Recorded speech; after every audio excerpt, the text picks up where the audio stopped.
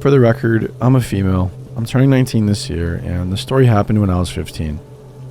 And also, I'm from France, which could explain my English mistakes if there are any.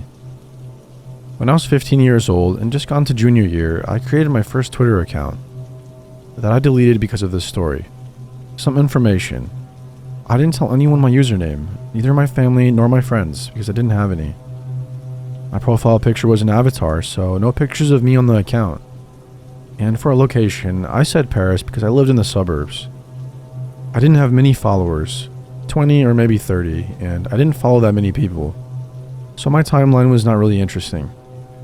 One evening in October, someone sent me a quite strange direct message.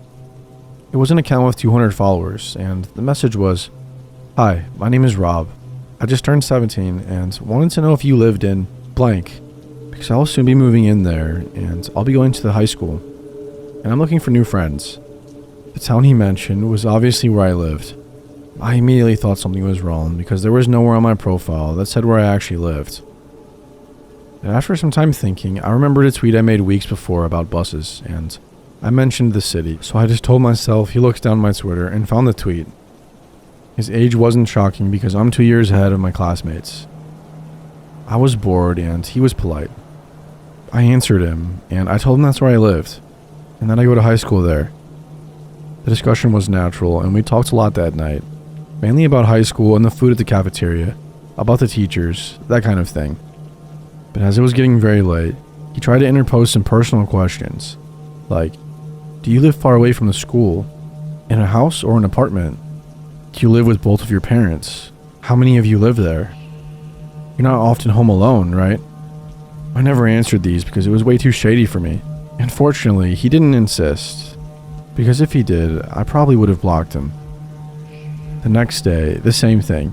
We talked a lot, and he was still asking personal questions. He said he wanted to get to know me better, so I asked him to, and he always answered with what seemed like honesty. I still didn't want to answer the questions about my house though, because he didn't need to know anything about it. It lasted 2 or 3 weeks, but it was enough for me to develop feelings for him. He was handsome, super kind, and it was everything I needed, because I was bullied for years, and even today, I still develop strong feelings, but most importantly, blind trust in people who are friendly to me. In France in October, we have a 2-week-long vacation, and the day before back to school, he finally told me he was coming to my high school, because he finally moved in with his mom, and he asked me a place to meet during the morning break. I was so happy and relieved to be able to meet with him, and I told him to join me in the hall. But when he understood that there would be people around, he said he would prefer an isolated place because he was afraid he wouldn't recognize me and didn't want to spend the break looking for me. It was a good excuse for me, so I told him to meet me in the 3rd floor bathroom, because we weren't allowed to stay there during the breaks, and no one would disturb us. In my head, even though it was a little bit creepy, I was still in the school, so nothing could happen. The next day, back to school day, I made myself pretty, wore my best clothes, and counted down the minutes. And finally, when break time arrived, I ran to the bathroom and waited. And when he arrived, it was him. He wasn't a catfish. He looked quite like his profile picture, but I still noticed that he seemed a little bit older than me. I thought maybe 20 years old instead of 17. We talked a lot. We got along well, and I was pleased. At the end of the break, he asked me to get fast food with him for lunch. I said no because I didn't have money, and I always refuse for people to pay for me. It's just a principle. He seemed disappointed, but offered to walk me home after classes. I explained I had to take the bus, but that he could walk me to the bus stop. He looked disappointed again, but accepted. And that's exactly what happened, and it was so great that it quickly became some kind of routine. We met in the 3rd floor bathroom during the morning break, and he walked me to the bus stop after classes. Surprising fact, I never saw him in the hallways nor at the cafeteria. But I thought at the time that the building was huge, and there was at least over 1,500 students there. So if our schedules didn't coincide, there was no way we could meet each other. This little game lasted until December, so about a month and a half. The 14th of December, a Thursday, I complained about how lonely I was going to be that evening, because my dad was abroad for work. My brother was always at his friend's house, and my little sister was on a school trip, and my mom had to work late that night. It was very reckless of me, but after weeks, I thought I could trust him. That evening, he walked me to the bus stop. We both waited. I got on the bus, waved at him, and put on my earphones. I had 2 stops before my house. It was about 17:45 in December, so it was already really dark outside, and I got out of the bus. And as I got off the bus, I had a really bad feeling. There was a very uncomfortable sensation in my stomach, and I felt like I was being watched. I pressed pause on my music, but kept on my earphones, so that people thought I couldn't hear anything, and that's probably what saved my life.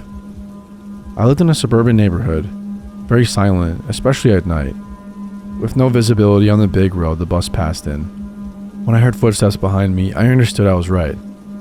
There was someone following me, and he was not well-intentioned. At least I could hear that he wasn't accelerating. As quietly as possible, I tried to reach for my keys in my pocket, and when I finally pulled them out, I ran, as fast as I could. The best sprint of my life. I don't know how it worked, but I managed to open and to close the door before he could reach me. I then deactivated my alarm, which, by the way, confirmed that I was home alone, and took a look through the glass panel on the door. It's not a peephole, it's a whole window, so if someone wanted to see what was happening inside, they could. It was Rob, a few meters away, looking at me with a really creepy face. He followed me to my home, probably with a car, and was clearly not here for chit-chat. I still don't know why I didn't call the police. I was paralyzed. We both stared at each other for a minute, and when I took back control over my body, I ran to the kitchen to get a knife. When I got back to the door, he was there too, banging against the door. I was pushing against the door, praying for it to not break, while he was kicking harder and harder. After maybe 5 minutes, he stopped and got around the house, knocking against every shutter, and then went back to the door. He looked very angry, but then, my neighbor's car parked by my house, and Rob ran away, probably thinking it was my mom coming home. On Twitter, Rob sent me 1,000 messages before I could block him. He then deleted his account, and I thought that was it. But quickly after, there were a lot of new accounts that had been created and followed me. Their ads were all a series of numbers and the first letter of his name, and as soon as I blocked one, another one followed me. I chose to delete my account because I couldn't make it stop, and it was too hard to endure, because they were sending me dozens of insulting DMs. Later, I talked to the people who were supposed to be Rob's classmates, because I haven't seen him in days. But not a single one ever heard about Rob. This guy was never a student in my high school. That's why I never saw him apart from our daily meetings, and that's probably why he seemed old. I never heard of him again after this, and I'm still asking myself what he wanted, and also what could have happened that night.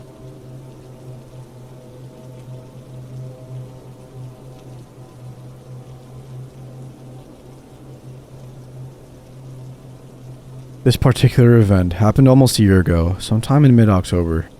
A couple friends and I drove out to visit an old friend of ours from high school, George, who now lived about an hour out of the city. We spent the whole day with him, and it was really late when we finally decided to drive back home. My friend Lisa was passed out in the passenger seat. She had a few drinks and decided to spend the ride home asleep. My other friend Sam was sitting in the back seat behind Lisa and was playing a game on her smartphone. I, of course, was driving. I was following the GPS instructions back to the freeway. At that moment, we were driving down a dark street with thick trees bordering both sides. Everything was pretty peaceful, with the only sounds I could hear being that of the car moving along the road and the radio on low volume. Suddenly, my car let out a loud jolt and felt as if I had hit something. Sam let out a shocked scream while Lisa remained dead asleep. I slammed on the brakes and the car came to a halt. I was breathing heavily when I asked what the hell had just happened. Sam peered through the back window and gasped. She turned to me with an angry look on her face and shouted that I had just hit a dog. I looked through the back window and sure enough, a dog was lying in the road a few yards behind the car. Sam is a huge animal lover, so I wasn't surprised to see her get pissed at me. She was about to open her door and rush to the animal's aid when I stopped her. Once I had gotten over the shock of running over a dog, I got a feeling in my gut that told me something was off. I'm no braggart, but I consider myself to be a very attentive and safe driver. My eyes were on the road at all times, and I distinctly remember not seeing any dog in the road prior to the car jolting. Yes, it was dark, but I was sure I would have at least seen the dog in the headlights before hitting it. I looked through the back window and took a closer look at the dog, or at least as much as I could make out in the reddish light coming from my taillights. It was a fairly big dog, at least a golden retriever or something like that. One particular detail caught my attention. I could see the dog's tail wagging. Now, I'm no expert on the mannerisms of animals, but I was sure the last thing a dog would do after being hit would be to wag its tail. After a moment of thought, I pressed my foot down on the accelerator and sped off. Sam snapped at me and ordered me to go back, but I told her that something was wrong with the whole situation. She continued to argue, but she fell silent as she turned back towards the back window. She asked, "What the heck?" with a shaken voice. I looked in the rear view mirror. Though it was dark, I was able to make out the silhouettes of 3 large figures emerging from the trees on the side of the road. The dog was now up on its feet and jumping around joyfully. The 3 figures looked in our direction as I pressed my foot down on the gas harder and sped off. Sam and I remained silent for the rest of the ride home. It wasn't until a few days later that we told Lisa about it. We've been back to visit George a few times since then, but we always make sure to leave before sunset. Still, I dread to think about what would have happened if we had gotten out of the car.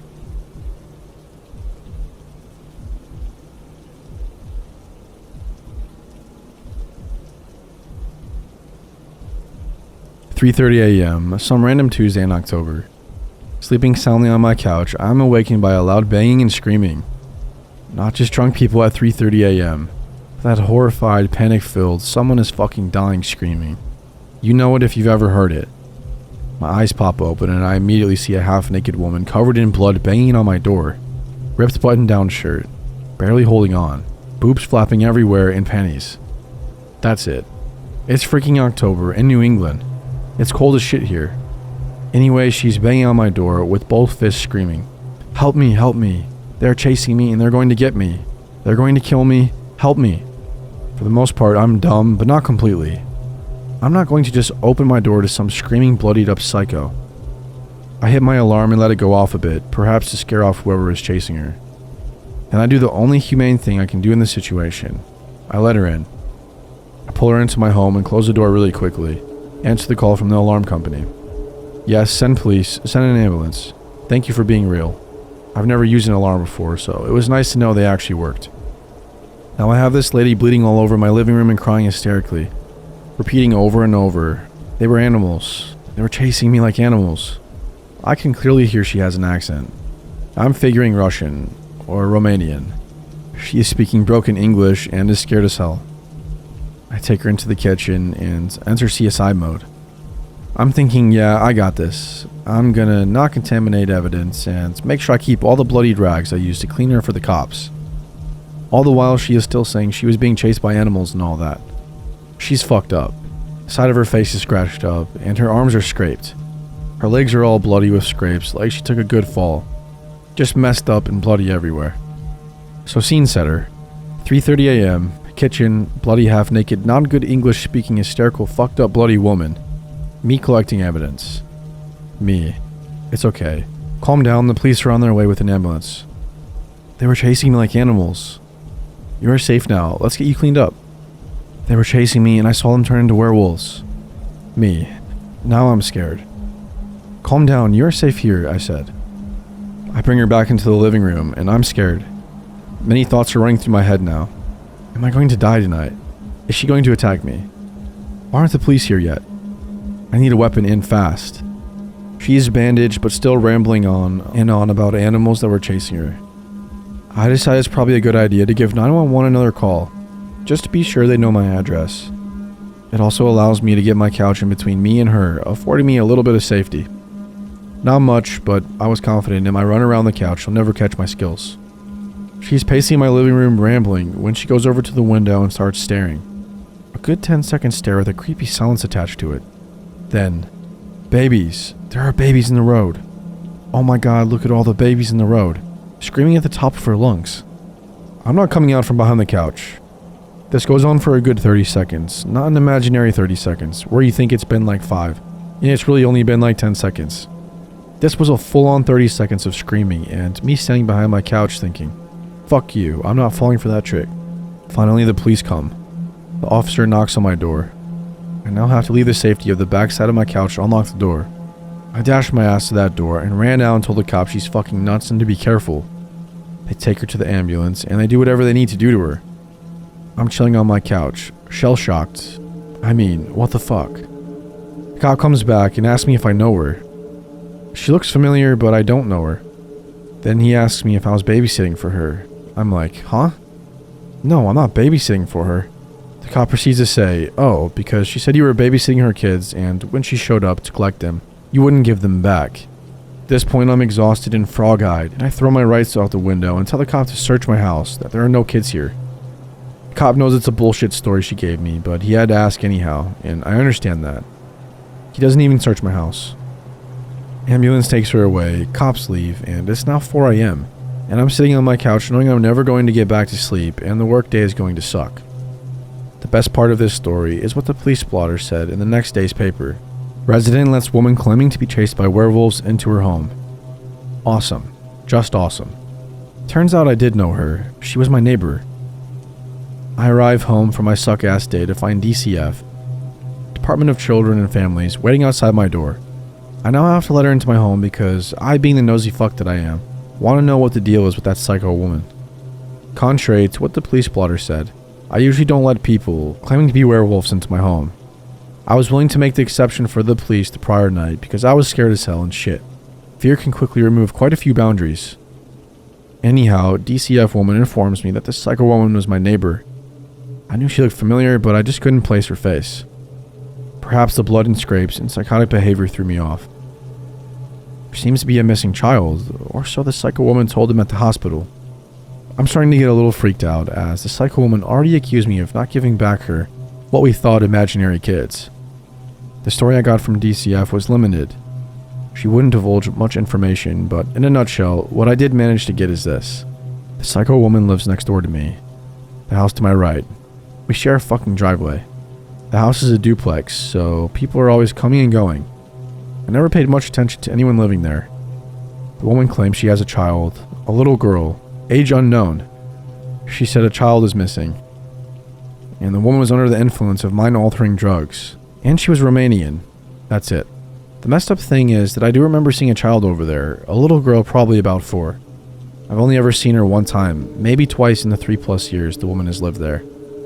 I'm not especially paranoid, but I can recognize the potential for a situation to turn ugly very quick. I tell DCF lady that I have no clue who the fuck this woman is, why she would choose to bang on my door, or where this psycho woman's alleged kid is. Pretty much exactly like that, probably with less F-bombs. DCF ensures me that they don't think I'm involved, and that it's routine for them to follow up with me. And the lady leaves. I'm pretending like I don't want anything to do with the situation, but honestly, my life is boring. This is the most excitement I've had in months. Next day, 4 police cars, a K9 squad, 5 to 6 uniformed cops, 2 plainclothes show up at my neighbor's house. My nosy ass goes outside. My neighbor's door is open, and all the police are walking in. The cops tell me the following story. I swear on all that is sacred, I'm not making this shit up. It seems upon entering the house, they found a mess. Just dirty, dingy, and all-around health hazard. The basement was wall-to-wall mattresses. The bathroom attached to the basement room was rank. Cops' exact words. It was a 2-bedroom condo with a non-master bedroom wall-to-wall mattress. However, the master bedroom looked like a king's room. Again, words used by the cop. That's pretty much all I got out of the cops. I hung around and watched them drag all the mattresses out. It was pretty gross. Dirty piss stains and whatever else nastiness all over them. They took out about 3 dressers, cheap Walmart types. Miscellaneous other crap, like a table and chairs, couch, etc. It turns out, this house is a Romanian immigrant sex trafficking operation. The owner of the house is bringing these Romanian girls over, providing housing, if you can call that housing, and selling them out for sex. The woman did have a kid, but it was taken away by DCF about 6 months prior.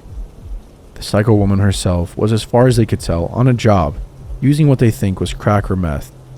She freaked out, and was running home when she must have fell several times and got all fucked up. She again, what they think, hit the height of her paranoia upon reaching my door, and then, well, the rest is history. Moral of the story, if you don't let crazy bloody half-naked women into your home at 3:30 a.m., you'll never find out that your neighbors are running a Romanian immigrant sex trafficking operation.